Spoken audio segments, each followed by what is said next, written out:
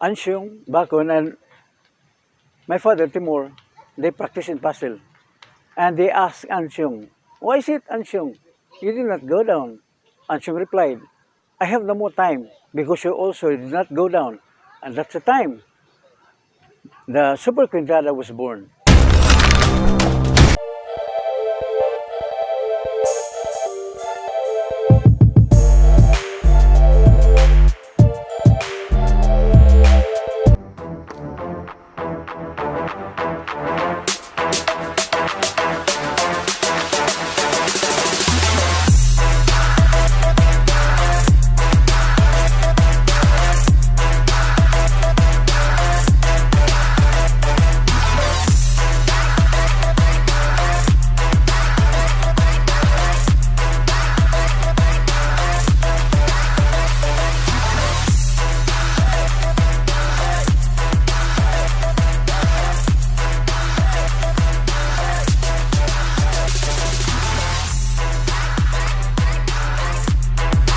Good day, everyone.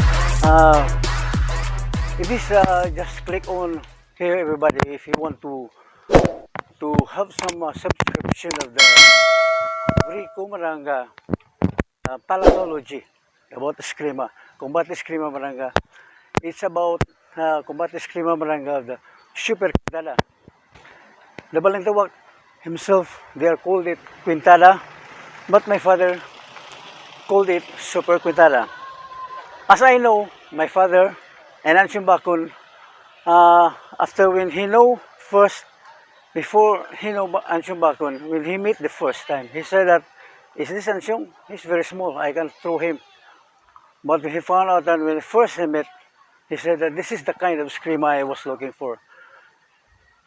Hitop nga nililabuan. It is a kind of Eskrima that can be lived, but cannot be fathomed.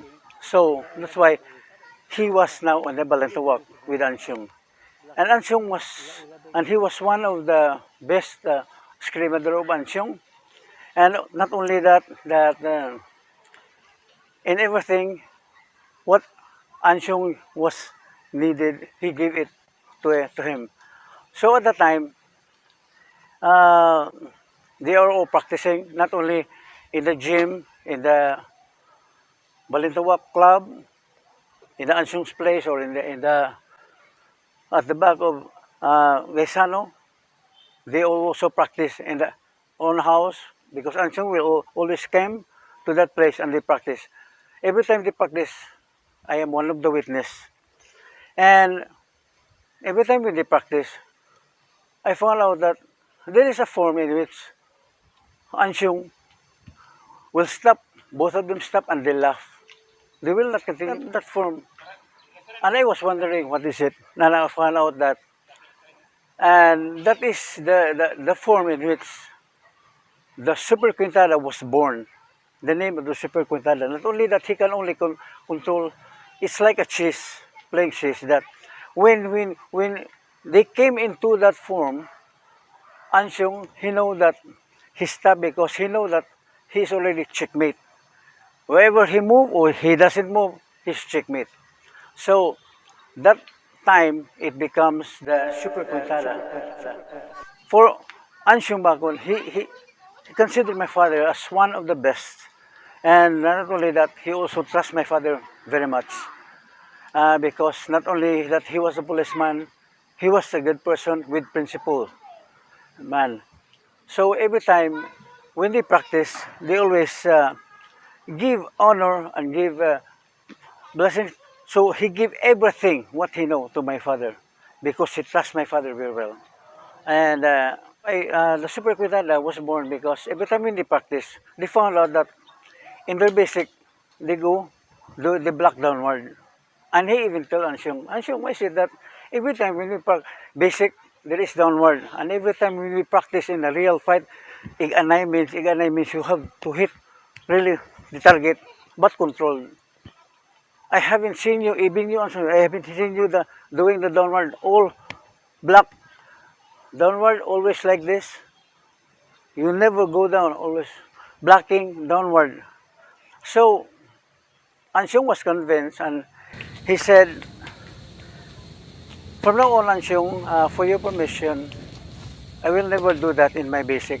I'll have to do the vertical or the candlestick defense. We call it defense because in the Balintawak, the most important thing is the defense, not the attack. Attack is second only. Because my father was also a policeman, and he wants to not to hurt people because you will be in a big problem if you hurt people. So more on defensive, not offensive. That's why also that's a time when the term Super Cuentada was born. And not only that, he was the only one introducing the elbow, and the stripping of the pig. That is the one, he's the one original, and you can even ask all the old people who are the members, but almost all are already dead. That he's the one who introduced that one. Because one of his last students, he said, every time when he applied that, he said, this is from Timor, this is from Timor, this is from Timor, and this is from Timor. He always recognized every time he applied that one, every time with the practice. So, Anciong was one, because he is the teacher of or the masters of the Eskrima of the Balintawak. He always give in return to my father because it's only my father who gave him, because my father's business was in a fish industry, in the parcel market. He always gave food, money, cash or in kind, because my father always bring me to their place in Labangon.